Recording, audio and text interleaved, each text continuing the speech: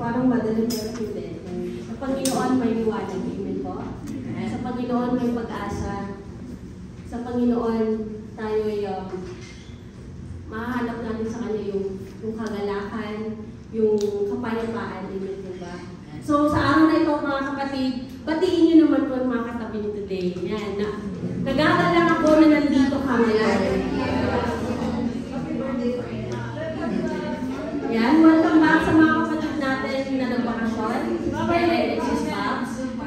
Welcome back.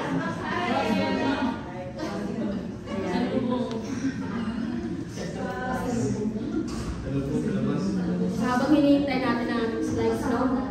So, since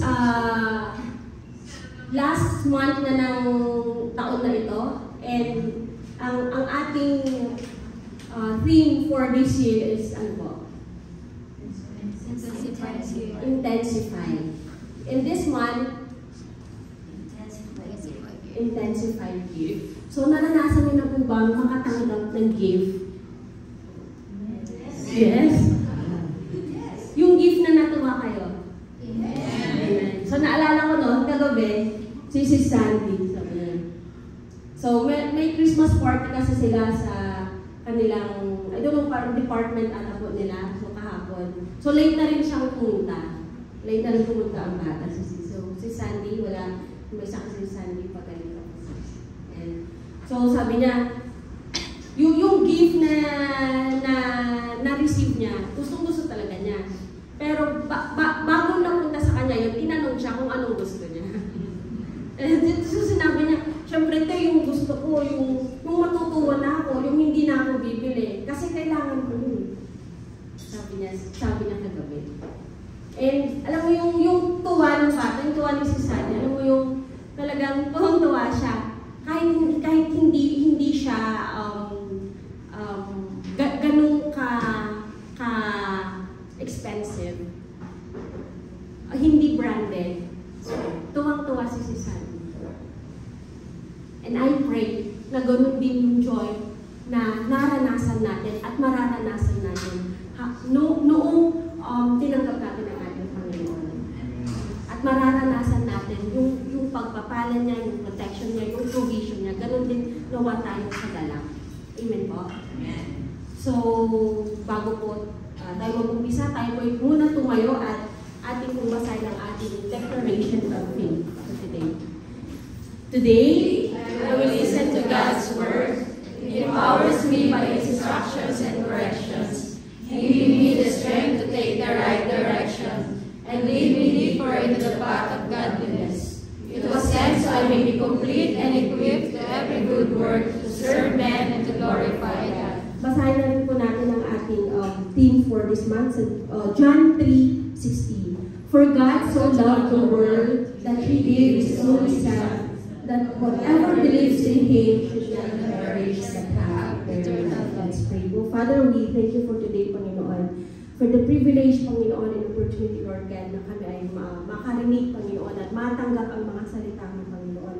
And we pray, Panginoon, to open our hearts, our mind, Panginoon, na nandun na malayang makapasok, malayang manahan ang mga salita mo sa aming buhay, O Lord God. At nandun, Panginoon, nagagabayan mo kami as we live to your words, Panginoon ko. Tulungan mo kami, Panginoon, na isa pamuhay ang mga ito, not just by listening, Panginoon ko, but then, Lord God, maibahagi namin, Panginoon. And we know, Lord God, na gagamitin mo ang bawat isa mightily and powerfully to share your words more courageously, Panginoon, in this world, Panginoon, in this country, Lord God. And we pray, Panginoon, na nandun na mabahagian namin, Panginoon, our household, our workmates, Panginoon, our roommates, O Lord God, ang aming mga nakakasalamuha, Panginoon. Gamitin mo kami mightily, Panginoon, na nandun na mapuno natin ang langit, O Lord.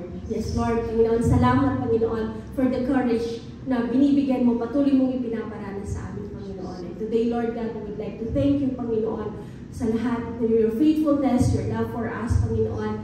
And nandun, Panginoon, na makita mo, Panginoon, yung ninanais mo sa bawat isa sa amin. And thank you, Lord God. We honor you, we bless you, we glorify you. In Jesus' name we pray. Amen and amen. Ayan, tayo nandito kami. So as we end up this year, so ilang linggo na lang natitira, ilang araw na lang po ang natitira, tama po? Ayan, so, kamusta? Kamusta? Not just today, pero kamusta ang buong taon mo, kapatid? Yan, tanong mo sa katabi mo, kamusta ang buong taon mo, kapatid?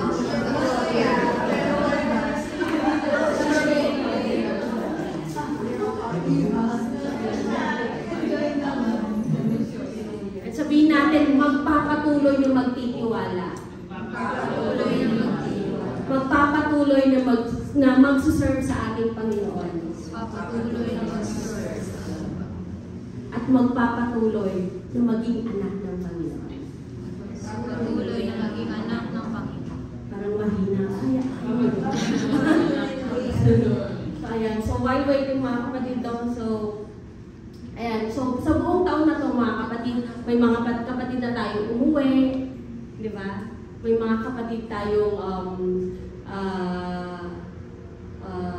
nagbuntis. Yan. May mga kapatid tayong nanganak. Ayan. Ayan. So, may mga kapatid tayo na nakikita natin na nag-i-strive sa kanilang lakad Kristiyano. Amen? But, mga kapatid, i-ano din natin, kamustahin din natin yung mga kapatid natin naglalamig. Kamustahin din natin yung mga kapatid natin na hindi rin natin nakikita. Amen po. So, ayan. So nabasa natin ang ating verse for this month, which is the John 3:16, the greatest verse. Amen po. So, the beautiful summary of God's great saving work to rescue us from perishing and bring us into everlasting life. So today, mga kapatid, pinamagatan ko ang ating word for today, the gift to believe. So may mga bagay tayong mga pinaniniwalaan, tama po. Amen. Pero ito, kapatid, kailangan natin, kailangan ng bawat isa, kailangan ng bawat tao dito sa mundo. Amen. So, sa John 3:16, let me give you some explanation. Konti lang po ito. So, for God so loved the world that He gave His only Son. Kapatid, yan po yung disenyo ng ating Panginoon. Dahil sa Kanyang pagmamahal, He gave His only Son. And also, His provision for us. Nalalaman natin kung bakit. So, number 2, yung that whoever believes in Him. And that is our duty. Yan po yung duty ng mga tao, mga kapatid. Yan ang duty natin sa provision na binigay niya. Ang maniwala. That whoever believes in Him. Sabi niya, paano ba ako maliligtas? How?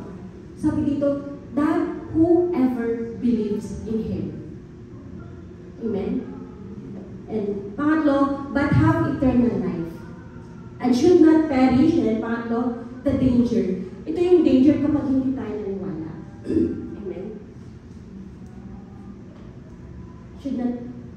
Should not perish. And pang-apat, but have eternal life. Our final destiny.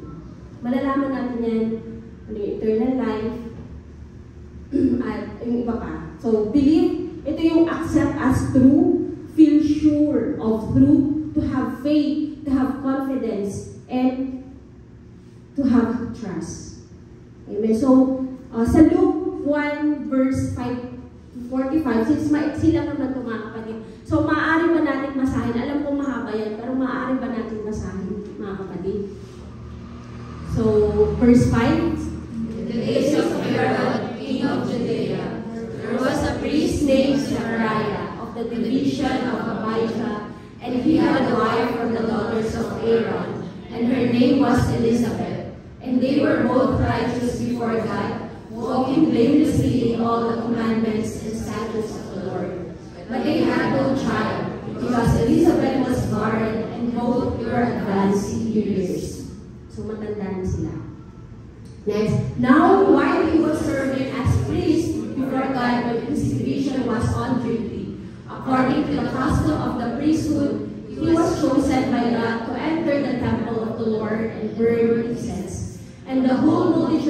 people were praying outside at the hour of incense.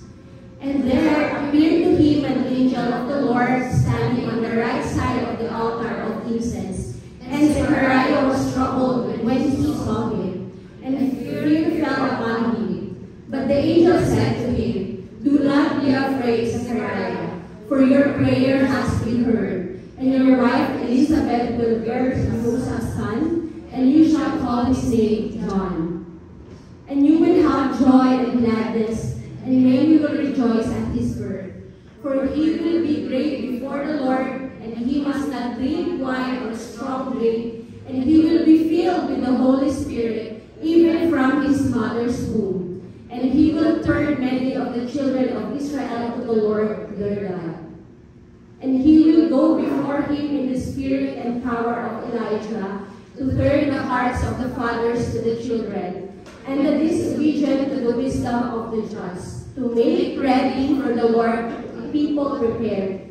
And Zechariah said to the angel, "How shall I know this? For I am an old man, and my wife is advanced in years." And the angel answered him, "I am Gabriel. I stand in the presence of God, and I was sent to speak to you and to bring you this good news. And behold, you will be silent and unable to speak until the day that these things take place, because you did not believe my words, which will be fulfilled in their time." And the people were waiting for Zechariah, and they were wondering at his delay in the temple. And when he came out, he was unable to speak to them. And they realized that he had seen a vision in the temple. And he kept making signs to them and remained mute. And when his time of service was ended, he went to his home. After these days, his wife Elizabeth conceived, and for 5 months she kept herself hidden, saying, "Thus the Lord has done for me in the days when he looked on me, to take away my reproach among people." In the 6th month, the angel Gabriel was sent from God to a city of Galilee named Nazareth, to a virgin betrothed to a man whose name was Joseph, of the house of David. And the virgin's name was Mary. And he came to her and said, "Greetings, O favored one, the Lord is with you." But she was greatly troubled and saying, and tried to discern what sort of greetings this might be. And the angel said to her, "Do not be afraid, Mary, for you have found favor with God. And behold, you will conceive in your womb and bear a son, and you shall call his name Jesus. He will be great and will be called the Son of the Most High, and the Lord God will give to him the throne of his father David. And he will reign over the house of Jacob forever. Of his kingdom there will be no end." And Mary said to the angel, "How will this be, since I am a virgin?" And the angel answered her, "The Holy Spirit will come upon you, and the power of the Most High will overshadow you. Therefore the child to be born will be called Holy, the Son of God. And behold, your relative Elizabeth in her old age has also conceived a son. And this is the 6th month in her womb, who was called barren. For nothing will be impossible with God." And Mary said, "Behold, I am the servant of the Lord. Let it be to me according to your word." And the angel departed from her. In those days Mary arose and went with haste into the hill country, to a town in Judah, and she entered the house of Zechariah and greeted Elizabeth. And when Elizabeth heard the greeting of Mary, the baby leaped in her womb, and Elizabeth was filled with the Holy Spirit, and she exclaimed with a loud cry, "Blessed are you among women, and blessed is the fruit of your womb. And why is this granted to me, that the mother of my Lord should come to me? For behold, when the sound of your greeting came to my ears, the baby in my womb leaped for joy. And blessed is she who believed that there would be a fulfillment of what was spoken to her from the Lord." Amen. Salamat sa pagbabasa, mga kapatid, no? Salamat. At sinumahan niyo ako magbasa. Though mahaba siya, mga kapatid, pero alam mo yung hindi na natin kasi pwede kunin lang yung ano, kailangan natin tignan yung mga previous verses. Amen po ba? So, ayun mga kapatid. So, balik po tayo sa verses po doon. Ayan. So, si Zachariah ay isang pare. Amen? And, nagpakita sa kanya ang anghel at sinabing sila ay magkakaroon ng anak ni Elizabeth, which is, si Elizabeth ay barren, baog si Elizabeth. At sila pareho ay matanda na. Amen po? And, this Christmas story, mga kapatid, in Luke, presented yung two contrasting response ni Zachariah and response po ni Mary. So the angel na si Gabriel told na magkakaroon sila ng anak ni Elizabeth. Anak na mag-prepare the way for the coming Messiah. So because he doubted God's word, anong sinabi ng anghel? Ikaw ay magiging pipe.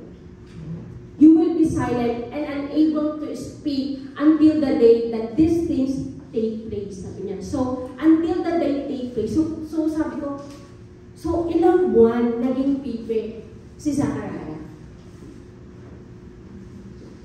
So, more or less, 9 months.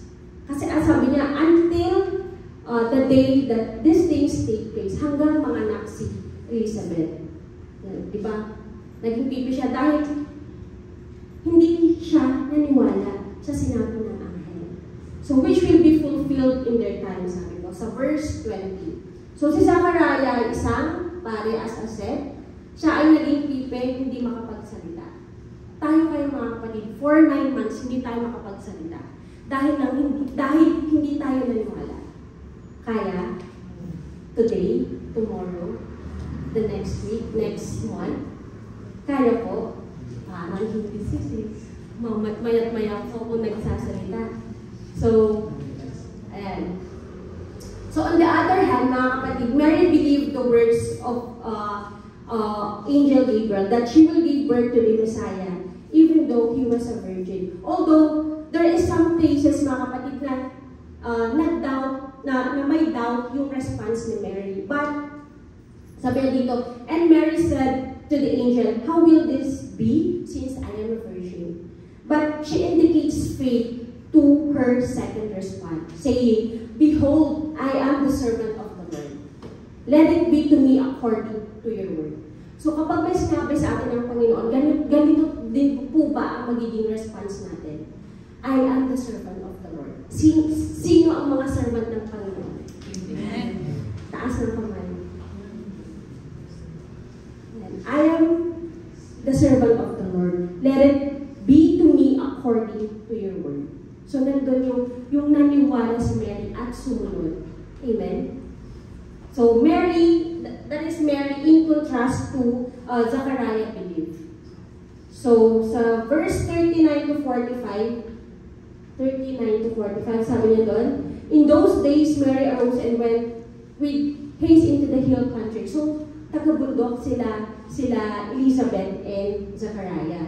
And she entered the house of Zachariah and greeted Elizabeth. So as she greeted Elizabeth, mga kapatid, and when Elizabeth heard the greeting of Mary, the baby leaped in her womb. So lumundag yung baby sa kanyang sinapupunan.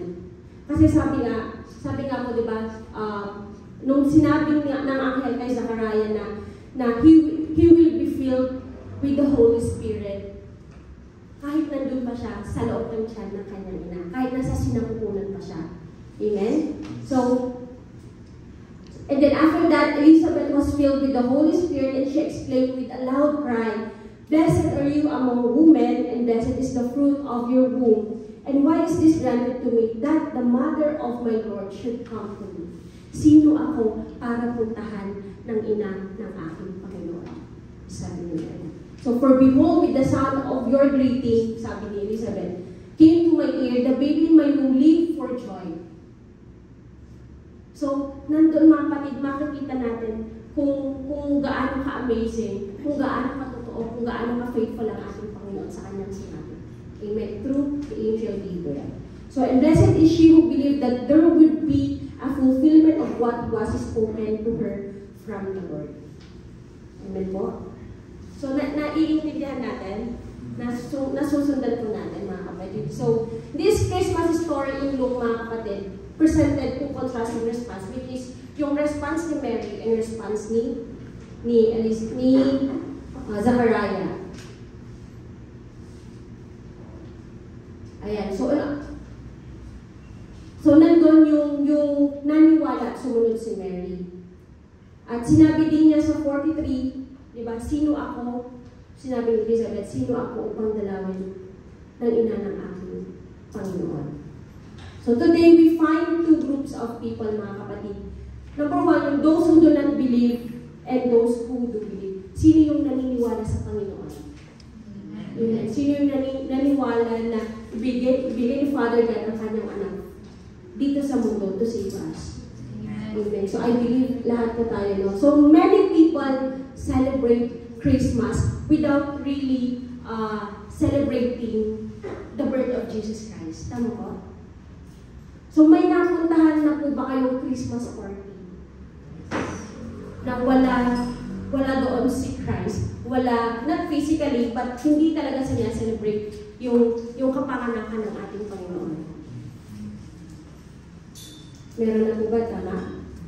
So even Christians, mga kapatid, celebrate Christmas without really celebrating Christ by joyfully trusting Him and to His Word. Meron po? Sometimes, nagdududa pa rin po ba tayo? So as this month, sabi nga, intensified gift.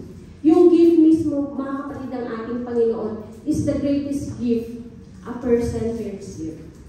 Yun yung pinaka-greatest gift natin, mga kapatid. It is free. Ayaw mo? Na may kalakip na pangako, which is eternal life. Ayan, sabi nga sa Hebrews, Romans 11:29, na He never withdraws when given, pero pagdating sa mga tao as the receiver of that gift, parang wala lang po. Nakapag-share na po ba tayo ng parang wala lang? Parang sinabi mo na mahal na mahal ka ng Panginoon, kaya siya dumating, kaya siya pinanganak. Kaya natin sineselebrate ang kanyang birthday, ang kapanganakan niya. Meron na po bang na-encounter na gano'n? All throughout your Christian life, all throughout your life on this earth. Meron? Sige. Baka tinanong ka, anong food natin? Joke lang. So, anong food eh? So, meron po no ganun. So, this season, mga kapatid, is a call for people to believe in the Word of God. That the Savior has indeed come.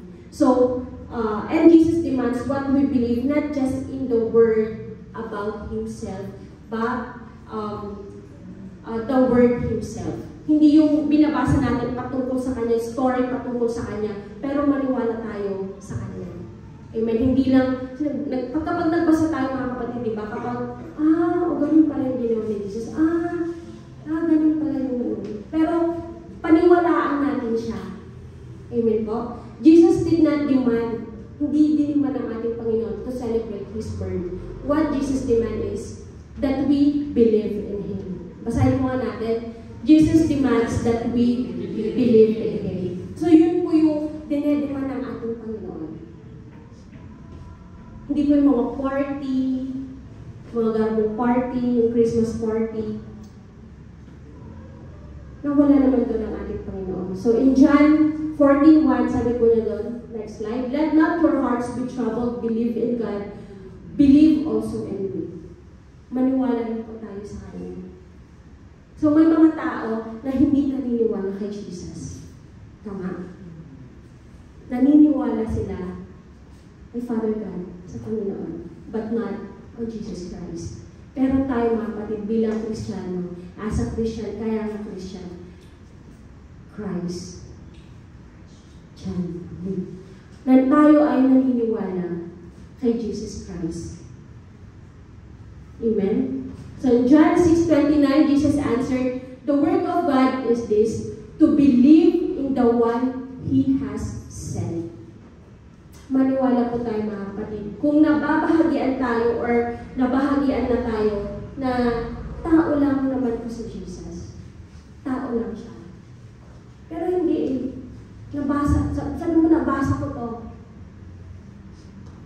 Sabi pa nga niya, I am the way, the truth, and the life. No one comes to the Father except through me. So naalala ko kapatid no, way back nung nasa sitio ako, may isang Pinay na got my attention na, Stephen, kapatid yan kaya, sabi niya, naniniwala ko sa ganito. I will not mention her name and kung saang denomination siya nagigilang. But then, sabi niya sa akin,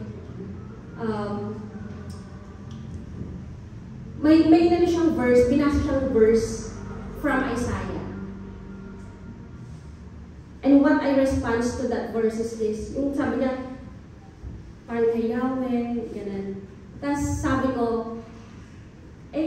paano po yung sinasabi po na I am the way, the truth, and the life. No one comes to the Father except through me. So nagulat siya nung sinabi ko yun. Dahil hindi niya alam kung sino ako, hindi ko din alam kung sino siya. Sabi niya, may alam ka pala po. Sabi niya, ay opo, narinig ko po yan. No, hindi pa talaga ako ganun, nag-a-attend pa lang po ako sa church natin before sa Sinchuma.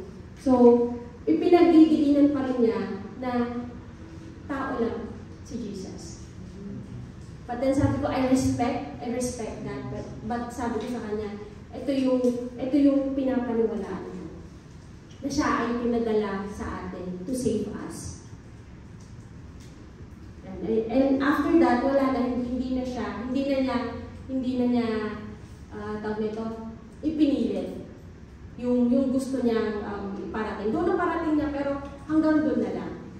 Amen? So, ayun, ma-share ko lang. It is better to celebrate His birth than to celebrate it and not really believe in Him. So, mga kapatid, kapag mag-celebrate tayo ng Christmas, i-ano natin yung kung ano nga ba sineselebrate natin. Na dun, nawa tayo mag-focus. Not on the food, not on the games, not on the clothes that we have to wear. Amen po? So, mag-focus tayo sa ating Panginoon. So, many people claim that they believe in Jesus, but do they really believe? In the Gospel of John, mga kapatid, the verb believe, sabi po, 98 times na in-indicate yung word na believe. And what is that means? In-indicate po doon na kung gaano ka-importante ang salitang believe in the gospel. So in Hebrews 1-6, hindi ko po ata nalamitan din. And without faith, it is impossible to please God. Because anyone who comes to Him must believe that He exists, that He rewards those who earnestly seek Him, mga kapatid. Na ang may pananampalataya ay may paniniwala. Amen? Hindi pwede yung naniniwala lang tayo, pero wala tayong pananampalataya. It's either way na nandun, dapat magkasama po yung mga kapatid. Ang may pananampalataya ay may paniniwala. So in this Christmas season, mga kapatid, this season is a call for us to believe in Jesus. Amen? So sabihin na natin sa ating sarili, I believe Jesus. I believe Jesus. O, wag na sa katabi, sa sarili natin, lakasan natin, I believe Jesus. Because yun po yung duty natin, sabi ko kanina, diba? That whoever believe in Him, kailangan maniwala tayo. So in John 20 verse 31, but these are written so that you may believe that Jesus is the Christ, the Son of God, that by believing you may have life in His name. So, amen. So, by believing in Jesus, mga kapatid, ito yung dynamic response natin sa regalo ng ating Panginoon. Amen po? So, the call to believe, hindi lang na, naniniwala ko dyan and we do nothing. Amen? So after nun, marami pang utos o tuntunin ng ating Panginoon para sa atin. Amen po? So notice the word, yung sa may John 3:16, notice the word perish, yung condemn, andyan sa John 3:16 to 18 and 36. So notice yung mga kapatid ha, and the wrath in this passage. So for God so loved the world that He gave His only Son, that whoever believes in Him should not perish, but have eternal life. For God did not send His Son into the world to condemn the world, but in order that the world might be saved through Him. 18. Whoever believes in Him is not condemned, but whoever does not believe is condemned already. Because he has not believed in the name of the only Son of God. Whoever believes in the Son has eternal life. Whoever does not obey the Son shall not see life, but the wrath of God remains on him. So Jesus' family is a rescue mission, mga kapatid. Rescue mission dahil nga, sabi nga, di ba kanina yung perish, yung condemn, and the wrath. Yung puot ng ating Panginoon. Amen po? So we are doomed to perish, mga kapatid. But Jesus came to save us and bring us to eternal life. Ano po ba yung eternal life? So it's not just the absence of God's wrath. Hindi lang po yun para mawala yung galit ng ating Panginoon, and even yung ma-perish tayo na we are bound to hell sana, but then ito yung Jesus came to rescue us from the condemnation. Jesus came to save us, to bring us to eternal life. So in John 17:3, sabi po niya doon, and this is eternal life, that they know you, the only true God, and Jesus Christ, whom you have sent. It's not the absence of God's wrath, but the experience of the pleasure of knowing God. Para malaman natin kung sino siya. Kasi nung nasa Old Testament, mga kapatid, kahit gaano ng pagpapakita ng miracles, gaano na sila sinave ng ating Panginoon, marami pa din ang hindi naniniwala. Tama? Marami pa din ang hindi naniniwala. But God, after 400 years, na walang kibo, na walang word coming from God, from Malakay to Matthew. So, Lord, ano kaya ginawa mo nung 400 years na yun? No? But when He came back, mga kapatid, ang ganda ng pangako niya, ang ganda ng regalong binibigay sa mga tao. Which is free, which is walang kapalit. Ang kailangan na lang natin is to receive it. Amen? So, pagsapit ng Christmas, mga kapatid, the question each of us need to answer is not, how am I going to celebrate Christmas? Pupunta ba ako sa mga family reunion? Ano yung iluluto ko sa Noche Buena? Ano yung isusuot naming family? So, the most important, mga kapatid, the most important question to ask is, do I believe in Jesus? Yun yung importante, kapatid. Do I believe in Jesus? Do I believe that He came to save humanity? Do I believe na kayang-kaya niyang iligtas ang taong makasalanan? Ang tao, kahit gaano karami ang kanyang kasalanan, kayang-kaya niyang iligtas. You just have to believe in Him. Amen? Do I trust Him enough? Kapag may mga sitwasyon sa buhay ko na hindi ka masaya, hindi mo nakuha yung gusto mo, yung hindi umaayon yung mundo sa'yo, nagpapatuloy ka bang nagtitiwala sa ating Panginoon? Or sumasabog ka? Or nagwawala ka? Or mas lalo kang lumalayo sa ating Panginoon?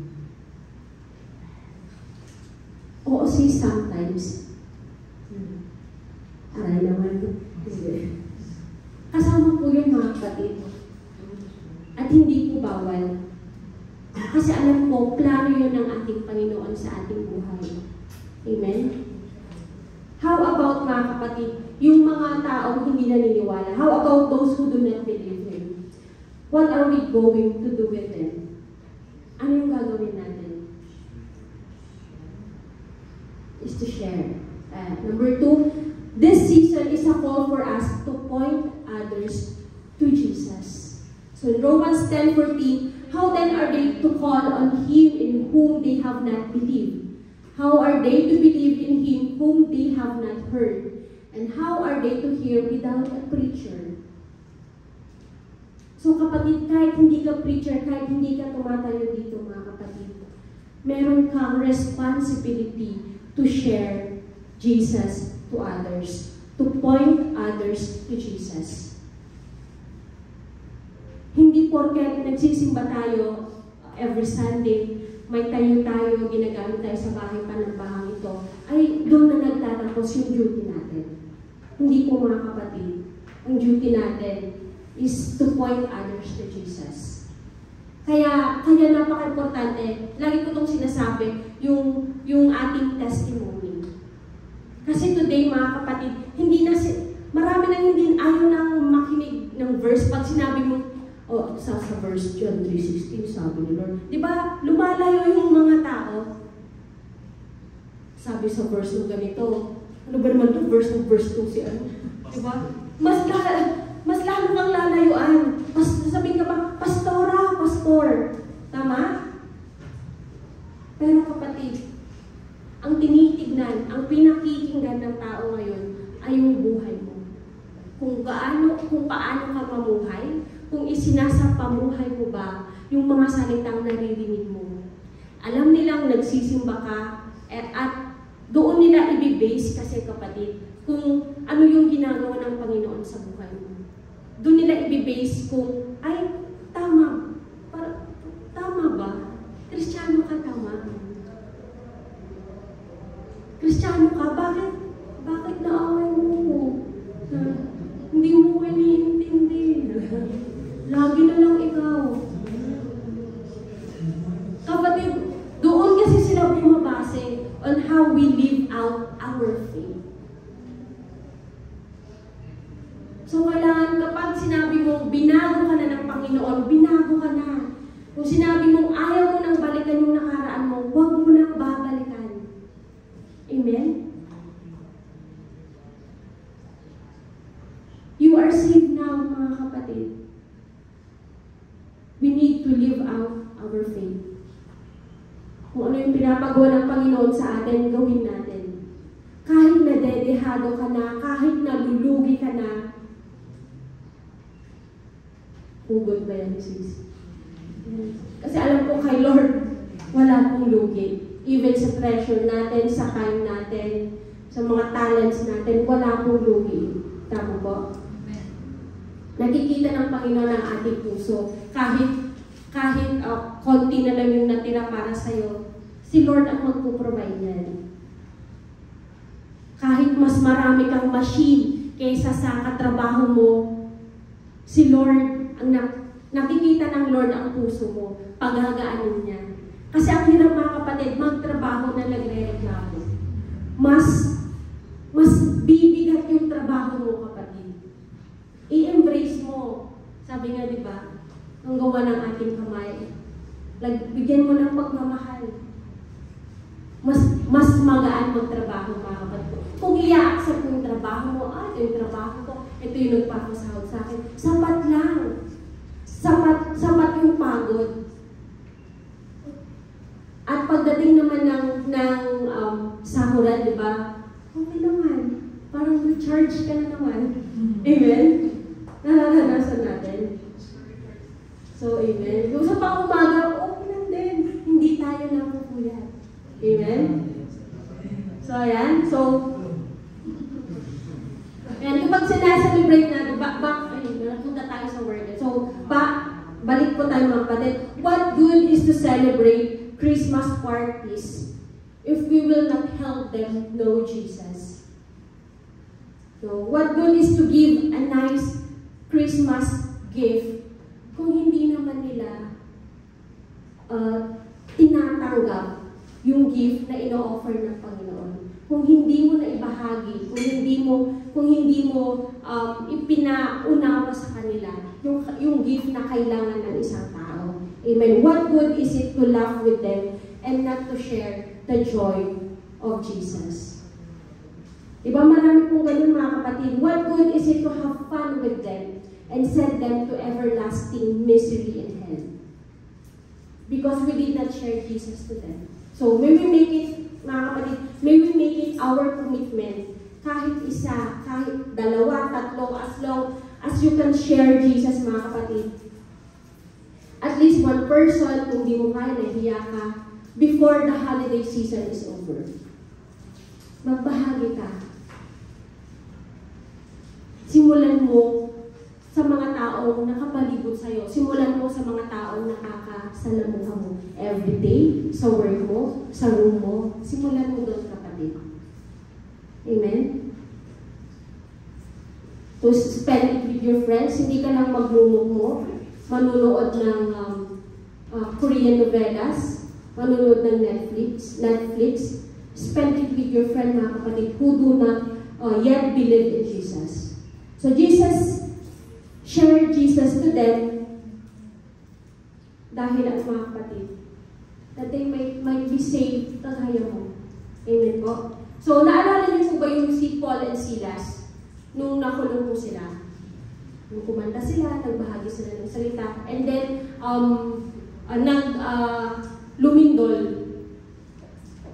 And naalala niyo yung jailer, yung nagbabantay doon, mga kapatid. Sabi, yung thought siguro ganito na, hindi sinabi sa Bible, pero sabi yung thought na patay ako kay warden. Sabi niya, wala na yung mga nakatakas na yung mga bilanggo. Yari ako kay warden. Sabi niya, yari talaga ako. Tapos nung sasaksak na niya yung sarili niya, sasabi ni Paul and Silas, don't kill yourself. Nandito kami. So, napaka-imposible ng bilanggo mag-i-stay sa kanilang sa cell nila. Bukas na yung pinto eh. Nandun yung privilege nila na tumakas, pero hindi nila ginawa. And ito mga kapatid, sabi ng jailer, what I must do to be saved? Kasi napaka-imposible yung na-witness niya, lahat ng bilanggo hindi tumakas ni isa. Imposible. So what I must do to be saved? Sabi ni Paul, believe in the Lord Jesus and you will be saved along with everyone in your household. So maniwala ka, kapatid. And yung household na sinasabi dito, hindi lang yung pamilya mo. Your household includes your roommates, includes your workmates, mga kapatid. Kasi nasa isang lugar kayo. Sila ang lagi mo nakakasama. Amen? And the story, meron ba akong story? Kasi sinasabi ko sa akin si Stetchy, mag-ano ka naman ng video clip sis? Wala ko nahanap. And I'm running out of time kanina. So, yun yung isang story na gumuho yung isang building. At itong, sige, pangalanan natin, give a name. Iska. Okay. Yan. So, gumuho yung isang building. At itong si Iska ay na-trap sa loob ng building. Mahirap iligtas si Iska. Kasi nasa siya eh. Nasa underground siya. At konting-konti lang, yung nakikita niyang sinag liwanag, konting-konti lang, kapatid. So, nawawalan na siya ng pag-asa. And the rescuer, dumating yung mga rescuer. At nakita ni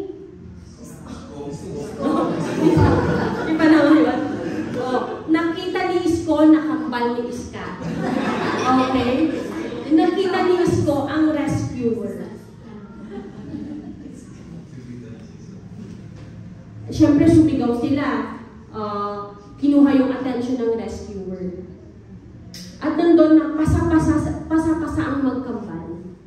Pasa sila, may sugat, may bale. Ayan, so, yung time na yun, mahinang-mahina na sila. And then, this rescuer came to them sa magkambal na yun, si Isko and Iska.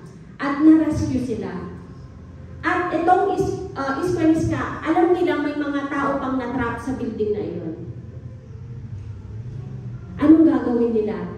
Ano ang posible nilang gawin? Siyempre, sasabihin nila sa rescuer na meron pang tao sa loob, marami pang tao sa loob na nangangailangan ng tulong, nangangailangan ng may mag-rescue sa kanila. Though, hindi na nila kaya, dahil nga sabi ko, yung magkambal, may bale, may mga sugat, mahinang-mahina. So, kailangan nila yung rescuer na iligtas pa yung mga iba. Kapatid, nakukuha niyo yung thought doon. So tayo, bilang si Isko at Iska, ganun din po tayo mga kapatid.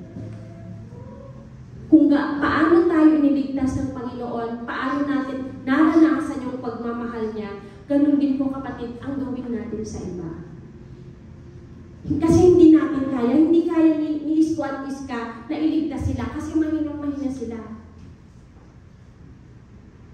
May mga bali, may pasa. So, tinawag nila yung rescuer. So, may time kapatid na sa buhay natin na feeling mo, hindi mo kayang magpahagi, hindi mo kayang dalhin ang tao mo sa Panginoon.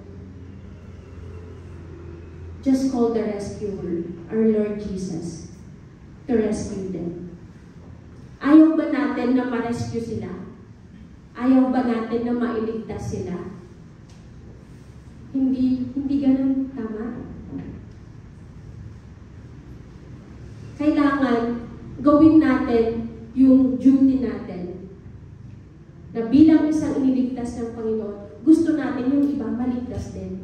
Amen? At maranasan yung nararanasan natin joy, yung nararanasan natin kapanatagan, yung nararanasan natin kapayapaan kasama ang Panginoon. Amen po?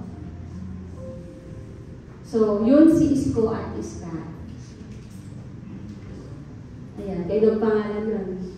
So, ayan. So, yan, by believing in Jesus, the Son of God, confessing and repenting of our sins, we can experience the forgiveness. Ano ba may experience natin? Yung love niya.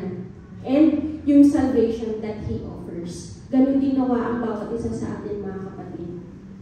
Yan. The season, this Christmas season, mga kapatid, is ang duty natin bilang isang Kristiyano, ang duty natin bilang isang kasama sa church na ito, ang duty natin, kapatid, is to share Jesus to our co-workers.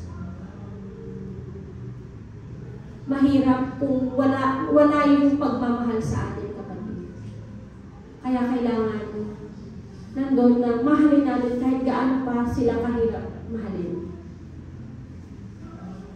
Lalo kung nakaaway mo, hindi kayo nagkasundo sa isang bagay. Pero gawin mo yung part mo, kapatid. And God will do the rest. Amen? So in this Christmas season, is a call not just to celebrate the birth of Jesus, but to believe in Jesus and bring others in faith to Jesus, to faith in Jesus. So believe in Jesus, help others to believe in Him. So ang challenge, yan ang challenge natin, mga kapatid. Amen? And our conclusion, in John 3:16, for God so loved the world that He gave His only Son, that whoever believes on Him shall not perish but have eternal life. And are we blessed, mga kapatid? Amen. So thank you. To God be all the glory. Tayo po manalangin. So, Panginoong Diyos, kami po ay nagpapasalamat sa mga salita ko, Lord God. Thank you for your words for today, Panginoon, na nandun, na magawa namin yung duty namin as your son, as your daughters, O Lord God, na magawa namin, Panginoon, yung purpose namin sa mundo ito, O Lord God. And we know, Lord God, that you will help us to do that duty, O Lord God. You will help us to share your words, O Lord God. Lord, baguhin mo ang mga puso namin kung meron na hindi mabuti, O Lord God. Baguhin mo yung mga puso namin kung may mga intention man kami hindi nakakalugod sa inyo, O Lord God. Lord, we know, Lord, na kayo lamang po, Panginoon, ang makapagbibigay ng kaligtasan sa bawat tao dito sa mundo, O Lord God. And we know, Lord God, na sa bugtong anak mo, Panginoon, maliligtas ang sino mang maniniwala, ang sino mang magtitiwala kay Jesus. Oh Jesus, thank you, Panginoon, for your life. Thank you, Jesus, that we are doomed to perish, Lord.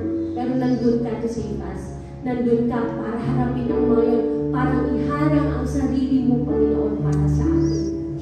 Salamat, Panginoon. Sa kapanganakan mo, Lord God, masasabi namin na mahal kami ng aming Ama. Salamat, Ama, sa pagmamahal mo. Nandun na maibahagi din namin ang pagmamahal mo sa lahat, Lord God. At nandun, Lord, na gamitin mo kami mightily and powerfully, Panginoon, to share the good news, to share your love. Dahil, Panginoon, naranasan namin ang kabutihan mo sa aming buhay. Sa kabila ng mga pinagdadaanan namin, O Lord God, nandun na naniniwala kami, pinanghahawakan namin, Panginoon, yung mga pangako mo sa amin. At Panginoon, salamat. Salamat dahil niligtas mo kami. And Lord God, sa araw na ito, Panginoon, as we receive, Panginoon, your words, nandun na malaya kami isa pamuhay ang mga ito, Panginoon.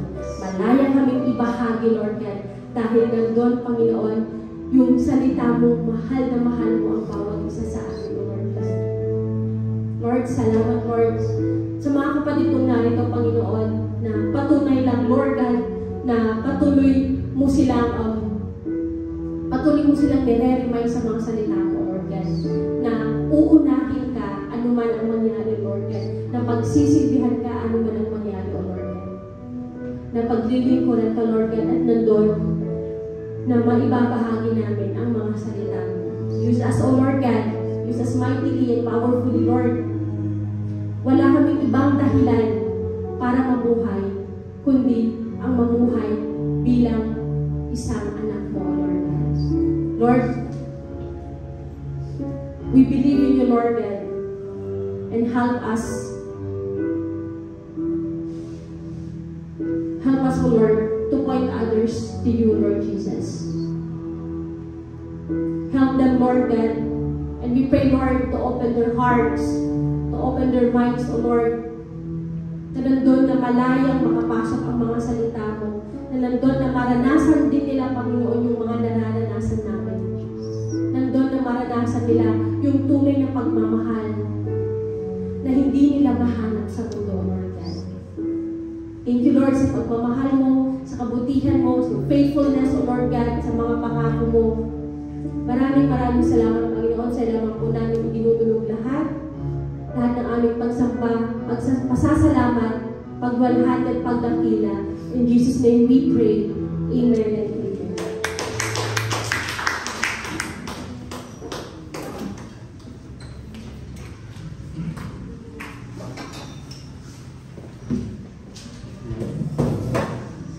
Ayun, si Iska na naman po. So, oras na po na ang ating pagbibigay sa Panginoon. Na-bless po ba ang lahat? Amen. Hindi na tayo lalayo. Doon pa rin tayo sa John 3:16. Have you ever po ba nagtanong na why we need give sa Panginoon? Bakit kailangan natin magbigay sa Panginoon? Na, minsan po ba natanong nyo na yun? Si Iska lang? Ano si Iska? Iska lang nagtanong. No, minsan po nagtanong, bakit kaya kailangan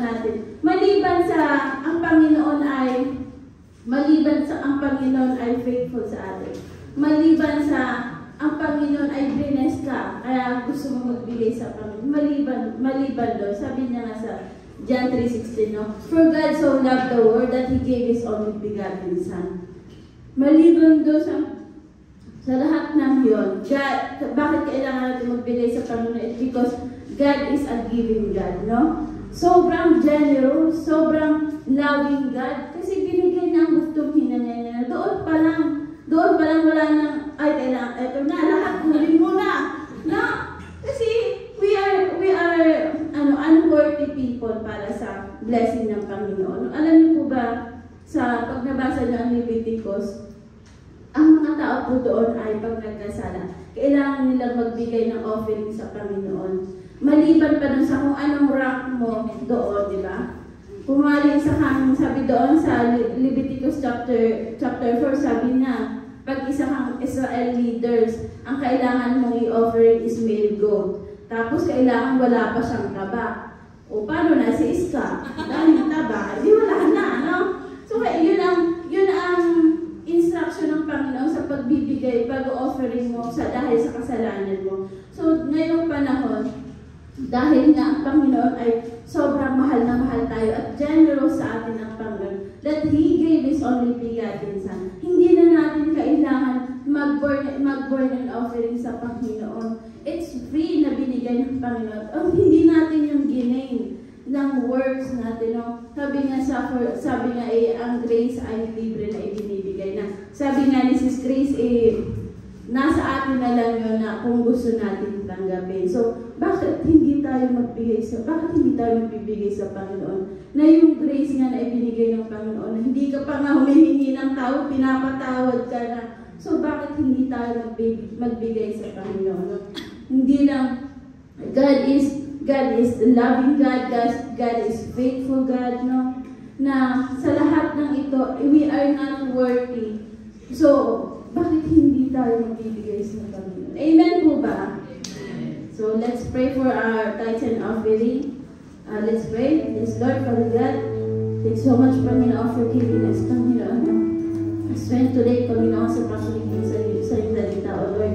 At Panginoon, maraming salamat, Lord, sa lahat ng blessing, O God. Maraming salamat for your unconditional love, Panginoon, for your generosity, Panginoon, sa buhay ng bawat isa, O God. At patuloy, Panginoon, na continue, Panginoon, i-bless mo nga po, Panginoon, lahat, Panginoon, ng pinanggagalingan ng blessing na ito, O Lord, upang maging, in other us, Panginoon, maging blessing, Panginoon, sa bawat isa, O Lord. Patuloy, Panginoon, sa lahat, Panginoon, na may hawak ng iyong pananalapi, Panginoon, patuloy na protektahan mo sila, Panginoon. Give them ang wisdom, Panginoon, na magamit lang sa maayos, Panginoon, ang inadyaman mo, Panginoon.